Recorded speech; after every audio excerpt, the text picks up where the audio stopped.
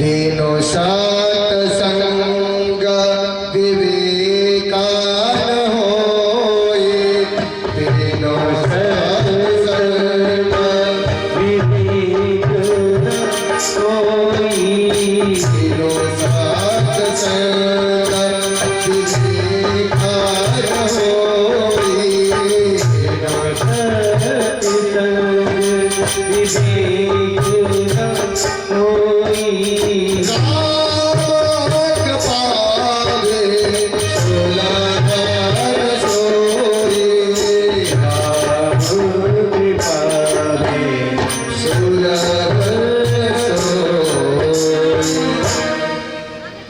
बिना सत्संग के ज्ञान नहीं होता और ध्रुव को अपने जीवन में सत्संग नहीं मिला, इसलिए ध्रुव को क्रोध आया। स्वयं मनु ने ध्रुव को समझाया, ध्रुव लौट करके अपने महलों में आ गए। और जब मेरे भागवत में ध्रुव का अंत समय आया तो भगवान के धाम से ध्रुव के लिए विमान आए। बीच में एक देवी जी आ गई जिनका नाम है मृत्यु देवी, और इसने कहा कि हे ध्रुव, ये मेरा लोक है, मृत्यु लोक, और यहाँ जो कोई आता है वह पहले मेरे साथ वर्ण करता है, उसे मरना पड़ता है। ध्रुव कहने लगे, देवी जी जब आपकी ऐसी इच्छा है तो हम भी मर जाएंगे। भगवान के पार्षदों ने ध्रुव से कहा, इसका सर नीचे करवाने को कहिए। ध्रुव ने कहा कि देवी अपना सर नीचे करो।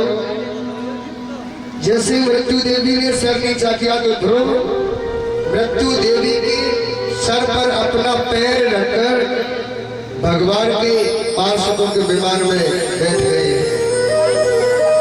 और इन्हें भगवान की भक्ति प्राप्त हुई। ध्रुव ने 36,000 वर्ष तक राज्य किया, अंतरिक्ष में जाकर के स्थापित हो गए। आज भी हम और आप ध्रुव तारे का दर्शन करते हैं। बोली बाकी बिहारी रानी राधा रमन सरकार की।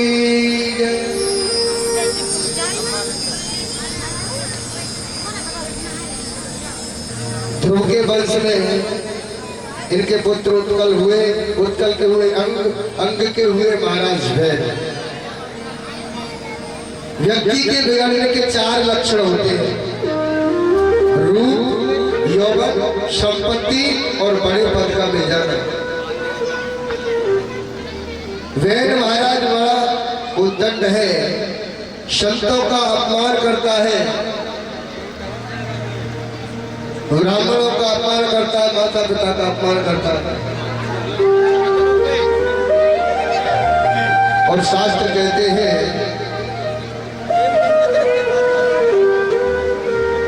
यदा देवे सुवेदेश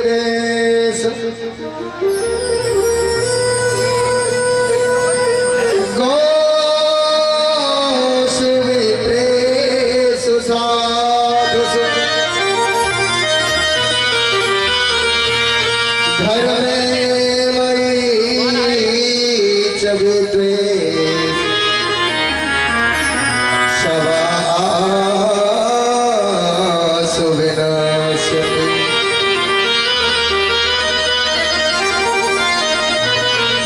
जो वेदों की विरुद्ध आचरण करता है, संतों का अपमान करता है, उसका जल्दी विनाश हो जाता है। और संतों के श्राप के कारण इसकी भी मृत्यु हो गई।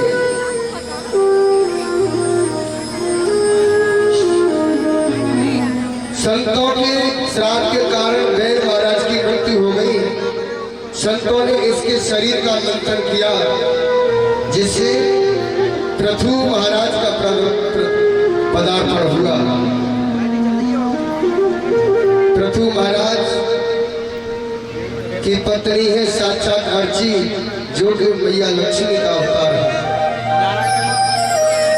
पूर्व जन्म के राजाओं के कर्मों के कारण इनकी प्रजा में त्राह त्राह मच गया। 12 वर्ष तक जल रही वर्षा,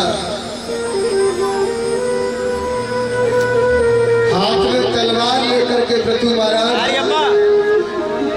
पृथ्वी को मारने को दौड़े तो पृथ्वी गाय का रूप लेकर के कहने लगी, महाराज अपनी प्रजा से कर्म का उपदेश कीजिए।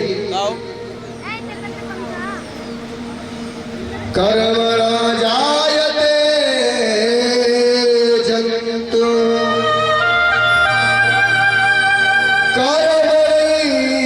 कर्मणैव विलीयते सुखं दुःखं भयं क्षेमं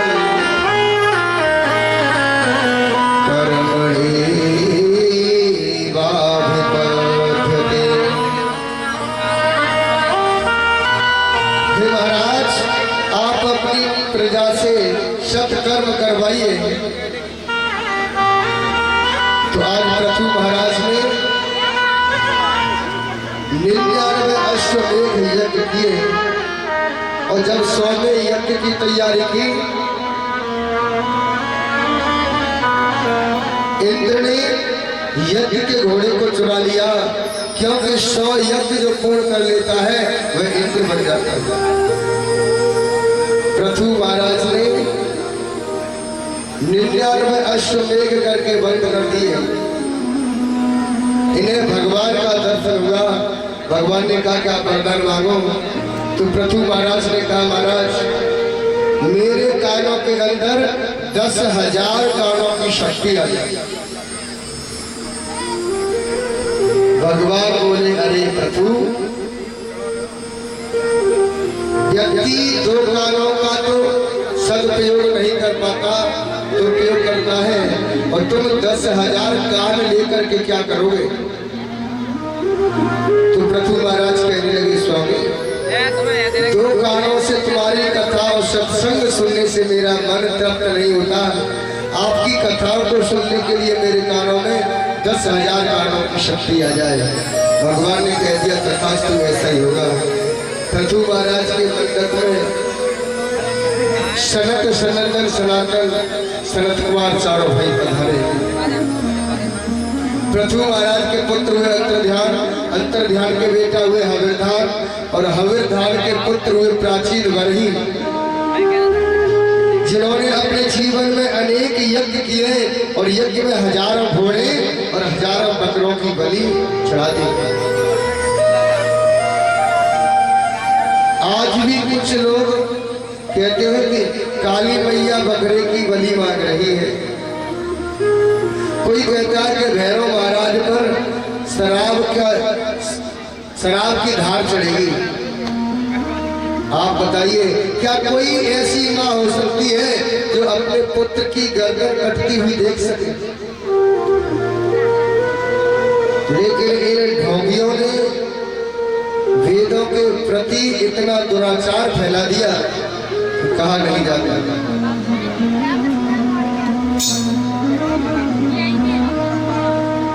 प्राचीन वरही राजा ने हजारों यज्ञ किए, हजारों घोड़ों बकरों की बलि दे दी।